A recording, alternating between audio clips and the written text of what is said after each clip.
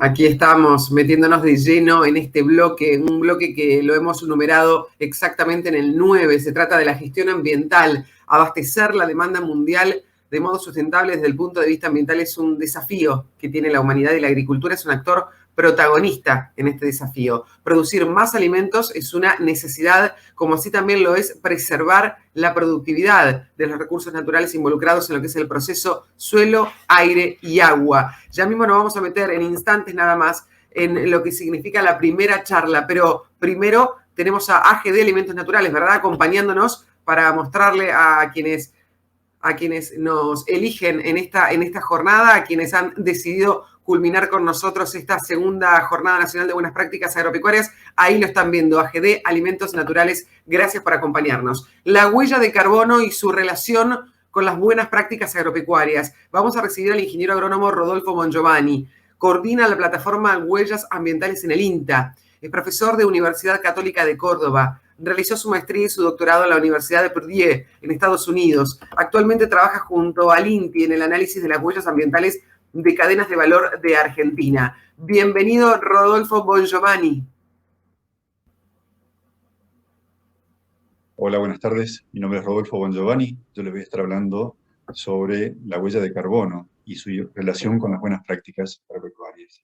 Muchas gracias a los organizadores por haberme invitado a la segunda Jornada Nacional sobre BPA, y voy a comenzar brindando una situación actual por la problemática, y que es la del desarrollo sostenible, definido en tres ámbitos: el ecológico, el social y el económico, desde el año 87, pero desde el año 2015 ya se habla de 5 ámbitos, de 5 esferas, incluyendo la paz y las alianzas para alcanzar esa paz.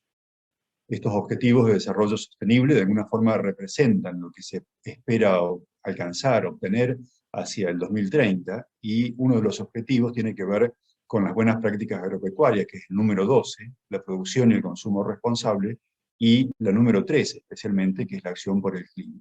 Más específicamente, también hay vínculos con el número 6, el 7, el 12, el 13, y con respecto a las personas tenemos vínculos con el 1, el 3, el 8 y el 10. Quiere decir que estos tres pilares de las BPA tienen relación directa con por lo menos 8 de los indicadores, con 8 de los objetivos del desarrollo sostenible de Naciones Unidas. Pero principalmente el número 12, que es el de producción y consumo responsable, porque a través de este 12 hay un vínculo directo con la eficiencia en el uso de recursos, con el impacto ambiental y con el bienestar de las personas. Veamos cómo se vincula con el cambio climático, ¿no? Este problema ambiental.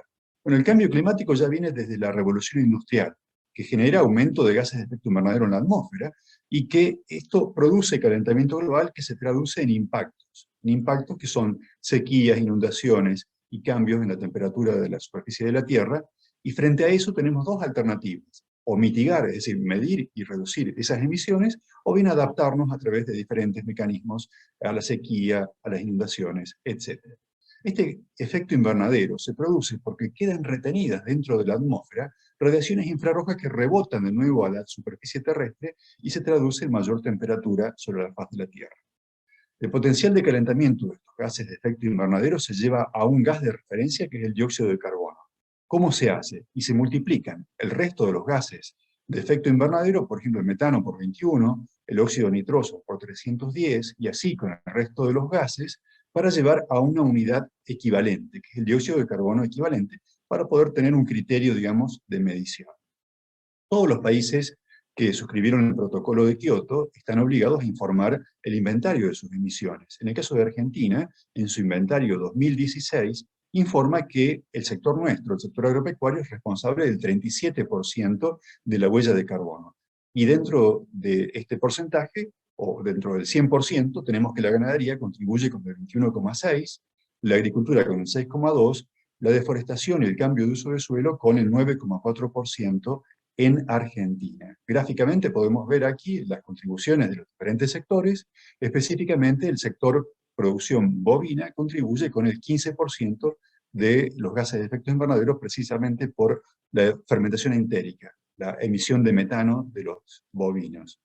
A nivel de alimentos, la huella de carbono muestra que aquellos productos, aquellos alimentos de origen animal, tienen una huella considerablemente superior que aquellos alimentos de origen vegetal.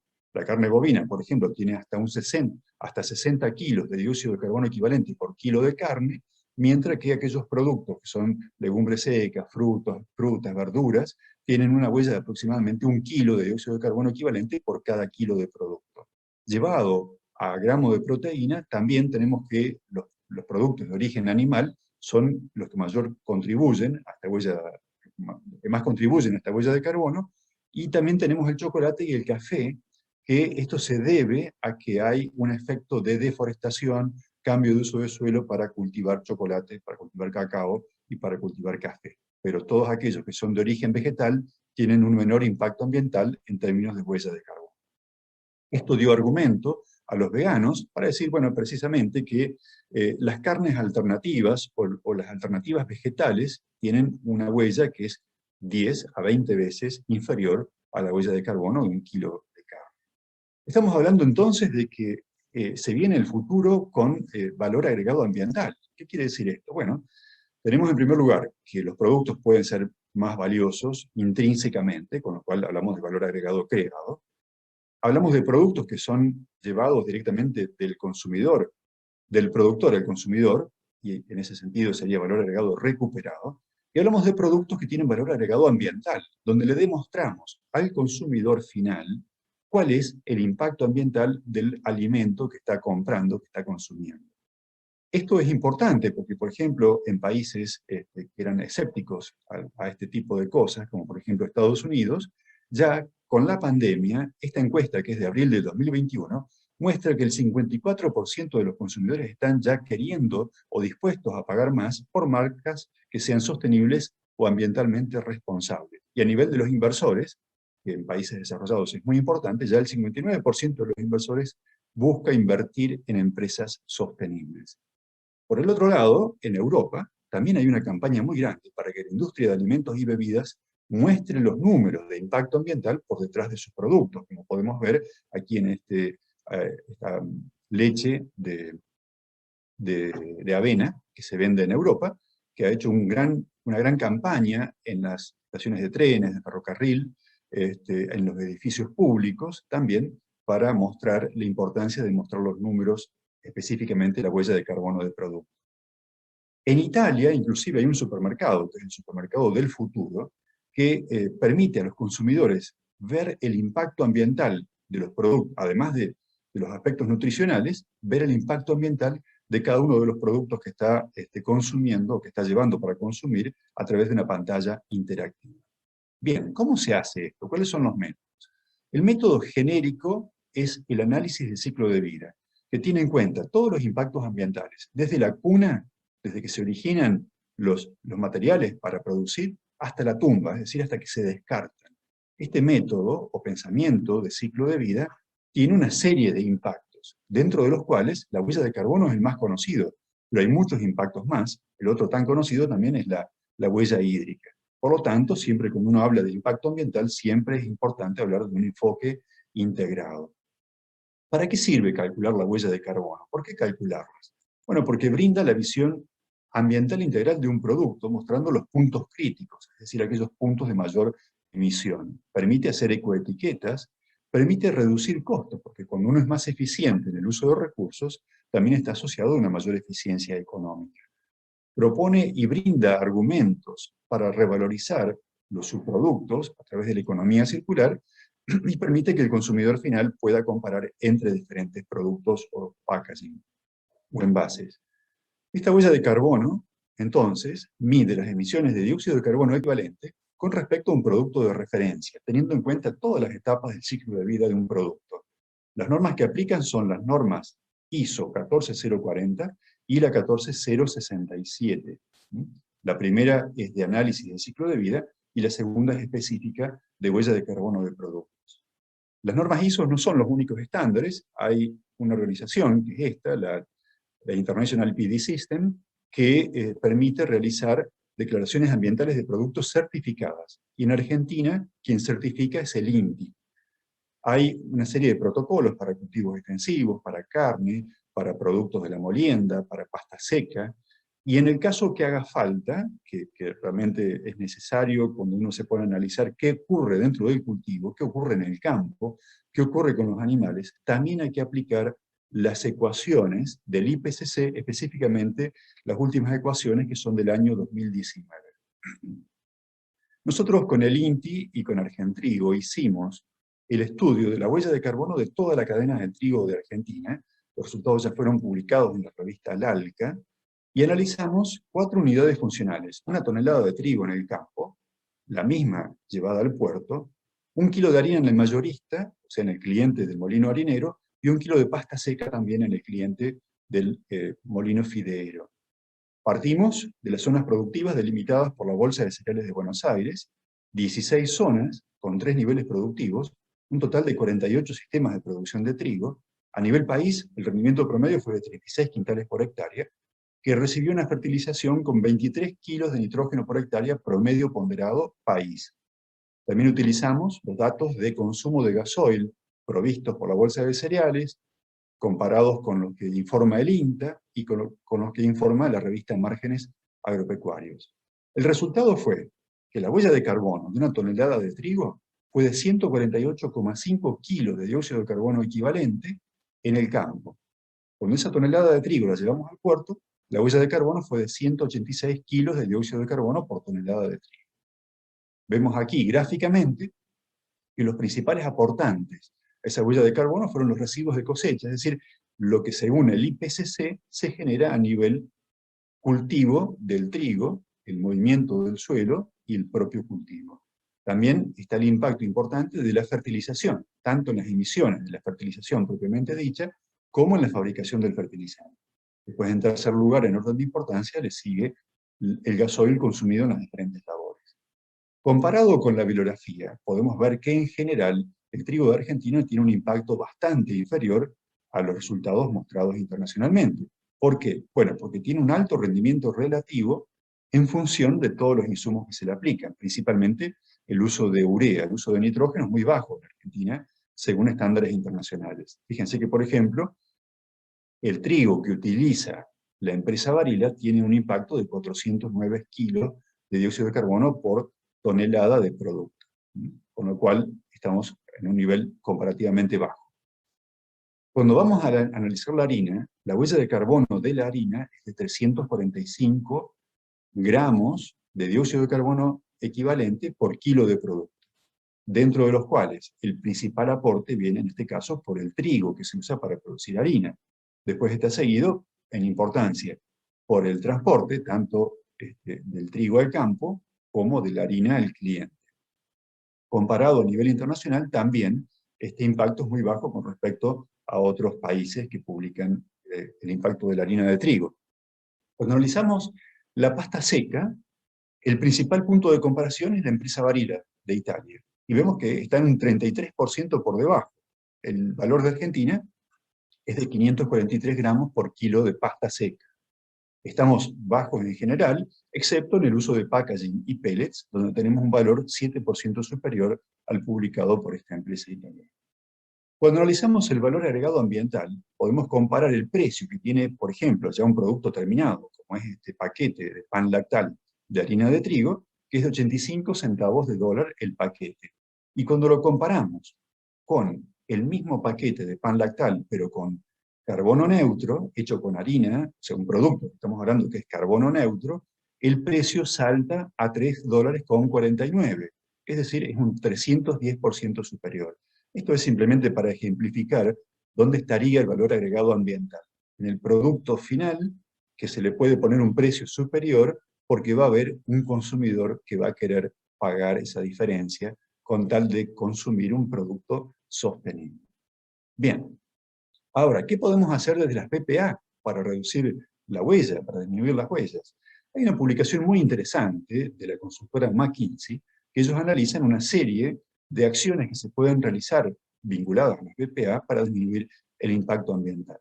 Esta publicación está disponible en la web, yo simplemente voy a destacar algunas cuestiones que tienen que ver con las buenas prácticas agropecuarias, en este caso, para obtener proteína animal. Decíamos antes que cuanto más eficiente es el sistema, menores las huellas. Entonces acá están sugiriendo procesamiento de granos, la salud animal, la genética para reducción de Hay, mayor eficiencia en el uso de nutrientes. Estos son acciones de buenas prácticas ganaderas que son de costo cero. Algunas otras acciones son de cierto costo, como por ejemplo optimizar la dieta, tratamiento anaeróbico de los efluentes animales, aditivos en la dieta, inhibidores de nitrógeno en pastura. Todo esto son acciones que permiten disminuir el impacto ambiental con cierto costo. Cuando vamos al caso de los cultivos, bueno, por ejemplo, el uso excesivo de nitrógeno es un factor que hay que desterrarlo, porque eso sí impacta positivamente, aumentando la huella, ¿no? La dosis variable de fertilizante es una buena práctica que sirve para hacer un uso más eficiente del fertilizante y reducir el impacto ambiental a un costo cero, inclusive veamos que tiene un costo hasta negativo, ¿verdad? Tiene un beneficio entonces. El riego por aspersión, dijimos que como toda tecnología que tiende a aumentar los rendimientos, también permite disminuir la huella. Entonces, todas estas alternativas son también buenas prácticas que podemos hacer para disminuir el impacto ambiental.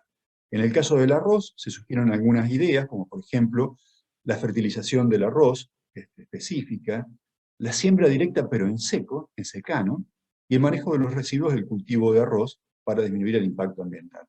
En el caso de la energía en el agro, bueno, se espera que la maquinaria agrícola eléctrica de emisiones cero sea una tecnología adaptada en el futuro que reduzca el impacto ambiental. Y termina este informe de McKinsey con una serie de tecnologías que tienen mayor potencial de desarrollo, que son los que aparecen aquí en este listado, y los invito a que ustedes lo conozcan. Otro tema también, para disminuir el impacto ambiental, la huella de carbono, desde el punto de vista de las buenas prácticas, es el secuestro de carbono. El secuestro de carbono, cuando se hacen los estudios de huella de carbono, por lo general no se tiene en cuenta porque se considera que es un efecto neutro. Pero si uno puede medir qué pasa antes y después de cierto periodo de tiempo, bueno, puede demostrar potencial de captura, por ejemplo, que se ha estudiado, entre 100 kilos a 2.200 kilos de captura de carbono por hectárea por año, según los diferentes cultivos, manejos y productos. Innovaciones posibles son estas las que tienen mayor potencial: edición génica, tecnología de microbiomas, arroz aeróbico, captura directa del metano de los rumiantes, cultivos perennes, inhibición de la fermentación entérica, como decíamos, que es uno de los principales causantes de la emisión de metano. Hay algunas herramientas también, como por ejemplo la plataforma Puma de Argentina, o el Pool Farm Tool de Europa, que son herramientas para poder hacer huella de carbono a campo, y a través de la medición después se pueden derivar técnicas de manejo y buenas prácticas. Eso es todo lo que tenía para presentarles en este breve tiempo. Les agradezco la atención y quedo a disposición para cualquier contacto que quieran realizar. Muchísimas gracias.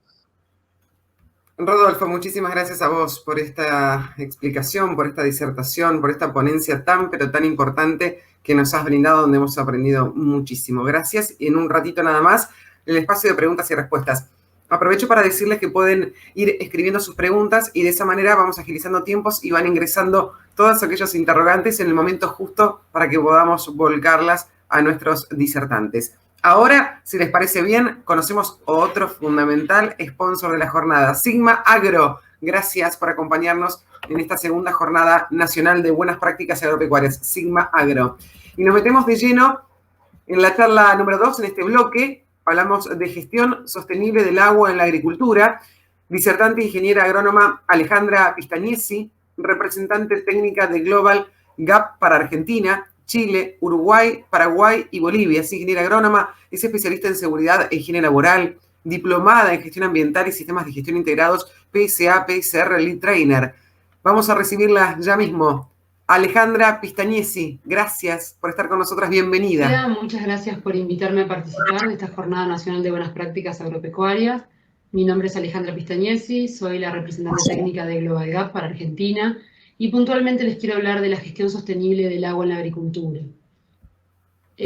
Para ponerlos un poquito en contexto, les quiero comentar cuál es la situación a nivel global.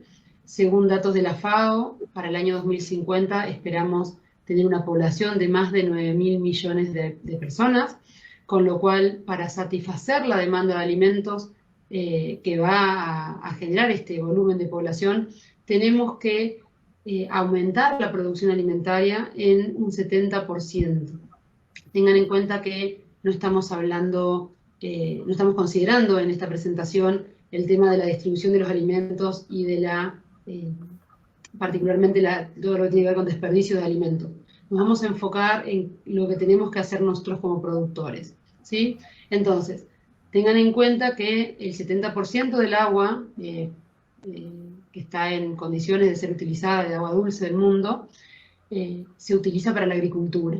Nosotros estamos explotando estos recursos naturales, que son finitos, que son limitados. Vamos a tener que producir más alimentos con mucha menor cantidad de agua. Tengan en cuenta que además se considera que para el año 2030 se va a necesitar un 50% más de alimentos en el mundo y que el 50% de la población va a estar afectado por la escasez hídrica. Entonces, el panorama es, vamos a tener que producir más alimentos con menos recurso hídrico. De acá surge la necesidad de enfocarnos en el uso sustentable del agua en la agricultura. ¿Cuál es la solución a esta situación? La solución es tener prácticas agrícolas que sean seguras, sostenibles y responsables en todo el mundo. Global Gap particularmente tiene como objetivo garantizar el acceso a los recursos a las próximas generaciones. Global Gap, para los que no lo conocen, es una norma de buenas prácticas agrícolas, puntualmente es el estándar. Yo les voy a comentar un poquito más adelante, pero me quiero enfocar en la situación, en el contexto y no necesariamente en la norma. ¿Qué hace que los minoristas tengan el foco en la sostenibilidad? Primero, que ya los consumidores tienen confianza en la inocuidad alimentaria, o sea, los consumidores no esperan que la inocuidad alimentaria sea un atributo de los alimentos que los diferencie, porque si no son alimentos inocuos, directamente no son considerados alimentos. Es un factor que ya está dado como seguro por parte de los consumidores. Los consumidores están cada vez más informados, esto se los voy a repetir varias veces, realmente hay un mayor acceso a la información por parte de los consumidores que hace que sus hábitos de consumo cambien y la demanda de información de los productos de consumo cambie. Y puntualmente, de nuevo, que hoy las exigencias de los consumidores ya no son solamente la inocuidad. Hoy estamos hablando de sustentabilidad y sustentabilidad engloba todo lo que tiene que ver con la protección de las personas y del medio ambiente. Otro tema que está hoy en la mesa, un tema que es muy relevante, es el concepto del abastecimiento continuo de alimentos. Ustedes saben que a causa de la pandemia se dio este efecto de góndolas vacías, principalmente en Europa, pero ocurrió en todos los países, y esto demostró la gravedad de una situación de no tener abastecimiento continuo. Por un lado, esto sucedió por la falta de abastecimiento en función de la limitación en los viajes, en el transporte de los alimentos, pero por otro lado tuvo que ver con el concepto de las personas de que al considerar que podía llegar a haber una escasez, compraron todo lo que estuvo a su alcance, independientemente de que no sea exactamente lo que necesiten en ese momento. ¿Por qué hacemos referencia a esto? Porque se considera que el cambio climático puede generar un riesgo de que esto ocurra, que el cambio climático genere que hayan menos posibilidades de producción de alimentos en los lugares que hoy estamos produciendo alimentos y que eso haga que haya un desabastecimiento en góndola. Este es uno de los temas fundamentales y por esto es que nos enfocamos en sustentabilidad, en uso adecuado de los recursos, porque también es una manera de enfrentar el cambio climático y de tratar de tomar acciones para disminuirlo. Algunas palabras claves para los minoristas, no voy a entrar en detalle de cada uno de los temas, pero sí para que estemos todos hablando de lo mismo, son la protección del clima, la transparencia en todo lo que es el sistema de abastecimiento de alimentos, la trazabilidad, por supuesto, que permite rastrear la información de los productos, el bienestar social, como les mencionaba, como parte de la sustentabilidad, el bienestar animal. La charla de hoy estamos enfocados en el agua para el riego, en el agua puntualmente de riego, pero tengan en cuenta que también hay un cambio en la tendencia de consumo de productos de origen animal y de las condiciones en las cuales esos animales son criados. Todo el tema de manejo de agua hoy está en el foco de los minoristas, principalmente los europeos.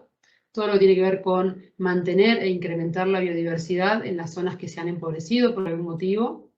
reforestación y reducción del plástico, principalmente lo que tiene que ver con plásticos de un solo uso. Y por último, el concepto de desperdicio de alimentos. Todo esto está basado fundamentalmente en los Objetivos de Desarrollo Sostenible de las Naciones Unidas. Para los que no lo conocen, son estos 17 objetivos que buscan alcanzar algunos objetivos en común para todo el mundo, como son la erradicación de la pobreza, la lucha contra el hambre, la buena salud, la educación de calidad. No se los voy a mencionar a todos, pero puntualmente las buenas prácticas agrícolas como Global Gap están cumpliendo con 7 de estos 17 objetivos que permiten a los productores también mostrar cómo toman acciones que les permiten llegar a colaborar de alguna manera con estos objetivos. Algunos otros factores de influencia externa que hacen que los clientes hoy demanden mayor cantidad de información sobre la gestión del agua en el campo tienen que ver con algunos medios, principalmente en la Unión Europea, así como mayores requisitos de etiquetado, mayor demanda de información de los consumidores, algunas leyes nacionales, en algunos países ya hay leyes nacionales que tienen que ver con el uso de los recursos en los proveedores de los cuales consumen, o sea, en los países que exportamos alimentos. También hay algunas leyes nacionales, como la ley alemana de cadena de suministro, que también influencia en este tema. Y por último, pero no menos importantes, las ONGs, que están permanentemente pendientes de cualquier situación que resulte sospechosa o que vaya en contra del cumplimiento de estos objetivos, para denunciarla a los consumidores. Esto también acarrea, por supuesto, problemas de reputación, lo cual limita el consumo de determinados productos o de determinados países productores. Entonces, para resumir de nuevo esto, el por qué los productores, además de hacer las cosas bien, tienen que demostrar que las hacen bien, aumento de la demanda de información por parte de los consumidores, como les mencionaba antes, hoy los consumidores ya no quieren comprar un alimento que no saben cómo se produjo, cómo se envasó, en qué condiciones estaban los trabajadores, en qué condiciones quedó afectado el ambiente. Hoy realmente ya no es como antes que éramos un commodity cuando exportábamos un alimento. Hoy los alimentos, incluso para consumo en fresco, necesitan tener más información porque si no los consumidores no los compran o no los recompran en caso de tener distintas alternativas. Algunos consumidores incluso ya van un paso más allá, ya no solamente quieren la información del producto, sino que en el pasado hablábamos de que los consumidores querían que los productores no generaran un impacto negativo en el ambiente. Ya hoy no es suficiente solamente no generar un impacto negativo, hoy los consumidores demandan que los productores generen un impacto positivo, tanto en el ambiente como en la sociedad, en el área que están produciendo. Y puntualmente esto tiene mucho que ver con una mayor conciencia de los consumidores, hay una mayor conciencia por el bienestar animal, por la protección del ambiente y por la protección de las personas. Ya no solamente están buscando buenos precios, buena calidad y por supuesto que sean alimentos inocuos, sino que además están pidiendo que realmente ese producto que están consumiendo no afecte a las personas ni al ambiente. En cuanto a los requisitos de las normas de buenas prácticas agrícolas, yo les voy a hablar puntualmente del caso de Global Gap y traje como ejemplo los puntos del estándar de aseguramiento integrado de fincas para frutas y hortalizas, pero esto mismo aplica para, tenemos estándares muy similares para granos, para productos que van a ser procesados, para otro tipo de productos, incluso ahora hay un estándar nuevo que es específico para arroz, pero yo les traje este a modo de ejemplo. Fíjense que tenemos un estándar con 222 puntos, de los cuales 34% son de trazabilidad, 15% son de bienestar y seguridad del trabajador, 32% de los puntos son de inocuidad alimentaria y el 20% de los puntos son de ambiente. Cuando hablamos de medio ambiente y hablamos de biodiversidad, hablamos de distintos requisitos relacionados al uso del agua. Por ejemplo, en el caso de riego, se pide que hayan registros de los riegos, se pide que los productores tengan un permiso para el uso de agua, que en el caso de que tengan permisos no utilicen más agua de la que están autorizados por estos permisos. Se evalúa también la calidad del agua, se evalúa que haya una correcta gestión de efluentes para que los productores no contaminen el agua. Hay una serie de requisitos básicos de gestión del agua a nivel del campo. Ahora, para explicarles un poquito más cómo funciona, este estándar tiene 3 distintos posibles alcances. Uno es para cultivos, uno es para acuicultura y uno es para producción animal. Dentro de cultivos podemos identificar distintos tipos de cultivos, dentro de producción animal podemos identificar distintos tipos de animales. No vamos a entrar en detalle de esto, simplemente es para mencionarles cómo la norma de Global Gap es una norma de buenas prácticas agrícolas que se adapta a distintos tipos de producción. Ahora, para algunos clientes ya no es suficiente que el productor certifique buenas prácticas agrícolas. Algunos clientes ya van un poco más allá y nos piden lo que llamamos módulos add-on.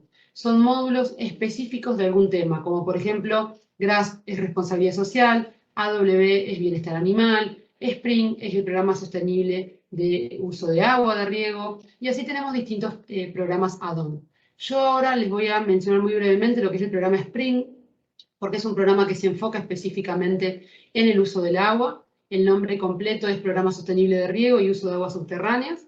El nombre abreviado es Spring Add-on. Y es un módulo que permite identificar y mitigar riesgos relativos al agua agrícola en la cadena de suministro. Es económicamente muy viable para los productores y está adaptado específicamente para campo, para producción de vegetales. Ayuda a los productores a mejorar la gestión del agua, pero además apoya la comunicación corporativa en temas relacionados al agua, o sea, el productor que está haciendo las cosas bien puede mostrar con esta herramienta que les está haciendo bien. Es aplicable a todos los productores, no importa el tamaño del productor, no importa el país, siempre que tengan certificación Global Gap. Es un módulo que se basa en los puntos de aseguramiento integrado de Global Gap, como pueden ver acá, en estos que les mencioné anteriormente. No se puede hacer Spring solo, sí o sí hay que hacerlo en base a esta auditoría de buenas prácticas agrícolas. Contarles un poquito cuáles son los requisitos de este add-on. Son 44 requisitos que están separados en 5 temas. Son los temas que más demanda hoy el mercado, por eso voy a hacer hincapié en esta parte de la presentación. La primera parte es la evaluación de riesgos y objetivos. Acá se pide, por ejemplo, que el productor haga una evaluación de riesgos, pero de aspectos ambientales de la gestión del agua, no de inocuidad, no de otros aspectos del agua, sino el proteger el agua, la eficiencia en el uso del agua. Es una evaluación de riesgos con un foco tal vez distinto al que estamos acostumbrados, es un poco más profunda, y en base a eso, además, se pide que se establezcan las partes interesadas con respecto al agua y los riesgos y, en el caso de las partes interesadas, el vínculo con las partes interesadas. En función de los riesgos identificados en la evaluación de riesgos y en la identificación de partes interesadas, lo que se pide es que se establezcan objetivos SMART, objetivos que permitan la mejora continua de estos temas. Luego hay un capítulo de evaluación de conformidad legal, donde se pide que el productor conozca la legislación aplicable, conozca cómo mantenerse actualizado y que cumpla, por supuesto, con la legislación. Hay un tercer capítulo que es el de gestión de los recursos hídricos, que sí está enfocado específicamente en riego, tiene que ver con la toma de decisión de riego en base a datos, tiene que ver con tener registros, con tener no estimaciones, sino datos concretos de cantidades de agua consumida, todo lo que tiene que ver con la parte técnica de la gestión del agua. Hay un cuarto capítulo que tiene que ver con la gestión ambiental, con la protección del recurso hídrico natural, si en el campo tuviéramos un río o algún tipo de recurso hídrico natural, establecer zonas buffer en las cuales no apliquemos agroquímicos, incrementar la biodiversidad en esas zonas buffer. Tiene que ver con lo que es la gestión ambiental en sí. Y por último, un requisito de trazabilidad, en el cual se pide que si hay un productor que tiene producto con Spring y sin Spring, o un grupo de productores puntualmente que manejan un centro de manipulación, producto con Spring y sin Spring, que lo tenga correctamente identificado. Muy introductoria mi presentación porque el tiempo era breve, invitarlos a seguirnos en las redes sociales en caso de que les interese acceder a más información. Nosotros publicamos cuando tenemos webinars y actividades un poco más extensas. Y finalmente les dejo mis datos, mi dirección de correo, en caso de que tengan cualquier duda con respecto a Global Gap, con respecto a Spring particularmente. Soy la responsable del programa, con lo cual quedo a su disposición y de nuevo agradecer por la invitación a esta actividad. Muchas gracias. Gracias, Alejandra Pistañesi, por este encuentro, por esta oportunidad que nos has brindado de escucharte y de poder conocer más información. Vamos a entrar inmediatamente en el espacio de preguntas y respuestas, porque hay mucha gente que también ha volcado sus inquietudes en nuestro chat. aprovechamos para decirles que es el momento, sigue siendo el momento de colocar de comunicación y de esa manera poder estar en contacto. Vamos a ajustar un poquitito de eco. Le pedimos a los disertantes que no tengan encendido el YouTube, mejor para poder escucharnos mejor. O cerramos en todo caso el YouTube o le damos un volumen 0 y nos quedamos con la plataforma que nos vincula para de esa manera tener un buen intercambio. ¿Está bien? Bueno, bienvenidos una vez más. Gracias por estar a ambos, a Rodolfo, a Alejandra. Gracias por este rato. Rodolfo, arrancamos por vos. ¿Tiene novedades sobre el mercado de bonos de carbono? Bien, no estoy en la parte comercial del secuestro de carbono y los pagos que se hacen. Sí estoy al tanto de lo que se paga en Europa y en Estados Unidos, aproximadamente entre 15 y 20 dólares, lo que se paga a productores, aunque llega a cotizarse hasta 40 dólares la tonelada de dióxido de carbono equivalente en Europa. Esto que se ha desarrollado en los países más avanzados, sobre todo en el hemisferio norte, por ahora no ha llegado a la Argentina, salvo en algunos casos puntuales de proyectos financiados por el BID o por el Banco Mundial que tengan que ver con el secuestro de carbono en alguna industria en particular. Ahí sí han llegado a través de programas la posibilidad, digamos, de un pago, de un subsidio por tecnologías que secuestren carbono, pero no a nivel del productor. Sumo otra pregunta a esta porque me parece importante, volcándolo pura y exclusivamente provincia de Córdoba. ¿Calcular la huella de carbono en un establecimiento agropecuario acredita para el Programa Provincial de Buenas Prácticas Agropecuarias? Aún no. Va a ser un gran logro ese. En estudio. Claro, sería maravilloso, sería maravilloso. Gracias, ahora volvemos. Alejandra, como productor, ¿por dónde empezamos para reducir la huella hídrica? Nos preguntan por aquí. Bien, ¿por dónde empezar? En general lo que hay que hacer primero que nada es evaluar la situación particular del productor, qué tipo de fuentes de agua utiliza y qué herramientas está usando para la toma de decisión de riego. Esto hablando de productores bajo riego, por supuesto. La primera herramienta es dejar de tomar las decisiones de riego de manera subjetiva y tomarlas basadas en datos. La tendencia en lo que es reducción de agua en general es la toma de decisiones basadas en datos, como es, por ejemplo, tener un tensiómetro o tener algún tipo de herramienta que sea muy objetiva al momento de medir la necesidad o no de riego. Esto a nivel de tecnología, pero puntualmente también es súper importante la capacitación de los regadores. Muchas veces es una actividad que se subestima y es tan importante la capacitación del regador como la capacitación de la persona que manipule el equipo de riego, que haga el mantenimiento. Esto me parece que son como los primeros pasos que un productor debería tomar para empezar a gestionar mejor el agua de riego. Bien, bien. Volvemos con Rodolfo y ahora seguimos con Alejandra. Rodolfo, ¿por dónde empieza un productor para calcular la huella de carbono? En similitud con lo que nos planteaba Alejandra, misma pregunta. ¿Por dónde se arranca para poder justamente medir esta huella de carbono y empezar a reducirla? Bueno, primero creo que es importante estudiar de qué estamos hablando, estudiar los protocolos, los estándares, leer.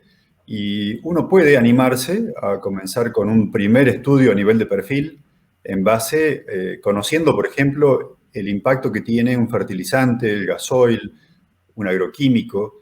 Uno podría hacer un análisis básico, estándar, inicial, tipo cuenta de almacén, para después sí dejar paso al uso de un software más sofisticado que permita un análisis más detallado. Ampliando lo que decía Alejandra con respecto, por ejemplo, si uno quisiera hacer la huella hídrica, actualmente, desde el punto de vista de las huellas ambientales, ya no se habla solamente del uso del agua como un indicador, sino que se habla ahora de un indicador de escasez del agua, ¿no? Entonces, el water scarcity considera qué pasa con el uso de agua, por ejemplo, si estamos a orillas del río Paraná o si estamos en una zona, digamos, donde no hay acceso al agua. Quiere decir que los indicadores van avanzando, son cada día más sofisticados, y si bien es cierto, uno puede comenzar con un primer estudio a nivel individual, a nivel planilla de Excel, es probable que llegado el momento que uno quiera certificar, que necesite, digamos, el aval para lograr un valor agregado ambiental, para lograr un precio diferencial en el mercado, sí, es probable que uno necesite ya pasarse a un estudio de tipo profesional. Bien. Alejandra, ¿hay casos en Argentina que miden huella hídrica, acceden a algún mercado con tarifa diferenciada?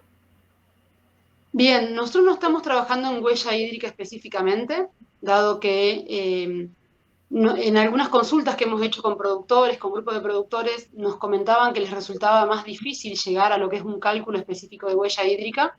Nosotros estamos trabajando con estándares de gestión del agua.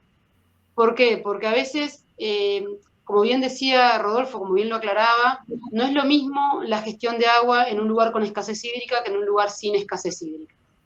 La gestión es distinta y las huellas hídricas a veces no son tan comparables. Con lo cual, como no hay tanta demanda en el mercado en este momento de huella hídrica, nosotros trabajamos más en lo que es gestión del agua.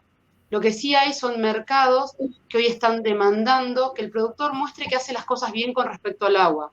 No necesariamente que diga cuánta agua está usando por unidad de producto, ¿sí? Lo que está pidiendo es más a nivel de cantidad de agua por hectárea. Y esto puntualmente se está pidiendo principalmente en las zonas de escasez hídrica. Las zonas de escasez hídrica se determinan por el mapa de la WWF. Si ustedes entran en internet a la WWF, la Organización del Pandita, ellos tienen un mapa, que es el mapa de zonas de escasez hídrica con diferentes colores, y se están empezando a pedir los estándares de gestión del agua para estos lugares inicialmente. Por ejemplo, se está pidiendo muy fuerte para algunas zonas de Chile, algunas zonas de Perú, bueno, muy fuerte en España, en Marruecos, en India. En el caso de Argentina tenemos algunos productores que ya están empezando a certificar, porque los mercados europeos lo están empezando a pedir. Principalmente los supermercados alemanes y suizos están pidiendo que los productores demuestren una gestión adecuada del agua de riego, no necesariamente una huella hídrica, pero sí, en el caso de frutas y hortalizas principalmente, el tener una norma como Global Gap más el add-on de Spring son una herramienta para mostrar que están haciendo las cosas bien. Permiten acceder a mercados que si no, no se podrían acceder, pero no es huella hídrica específicamente, es un poquito distinto. Claro. Rodolfo, si te parece, vamos digamos, a profundizar un poquito más acerca de lo que se planteaba en esto de por dónde empezar el productor para calcular la huella de carbono. Se insiste por cuál práctica empezar o trabajar para minimizar la huella. ¿Qué podemos sumarle al productor, al empresario agrícola que nos estaba escuchando al respecto? Bueno, vamos a hablar de huella de carbono. Tanto de huella de carbono como de huella hídrica, el primer paso es medir. Entonces, para huella de carbono, lo que hay que medir, igual que si uno hiciera un margen bruto agropecuario o un margen bruto ganadero, hay que evaluar cuál es la carga ambiental que tienen todos los insumos utilizados en el proceso productivo y esa carga ambiental distribuirla en el producto que se está haciendo. Si es carne, será 1 kilo de carne. Si es trigo, si es maíz, por unidad de producto. En el caso de la huella hídrica, es muy interesante el planteo que estaba haciendo antes Alejandra. Es cierto, no se pide certificación. Nosotros tenemos al INTA varios pedidos de estudios a nivel cadena. Por ejemplo, hemos hecho la huella hídrica del maní, del algodón, de la alfalfa, que se exporta a Arabia Saudita, porque la alfalfa de Argentina, la alfalfa deshidratada, compite con la alfalfa de California, ¿no? Que sabemos que está atravesando un periodo de mucha seca. Entonces hay mucho cuestionamiento, mucha demanda social por el uso del agua. En este momento, los comentarios que nosotros recibimos por parte de la gente que está en comercio internacional es que se limita solamente a información a nivel de cadena. Es decir, no piden certificación, sino que en este momento, más que todo, lo que requieren es a nivel de responsabilidad social empresaria. Pero ya sea que se trate de huella de carbono o de huella hídrica, el primer paso es comenzar a medir.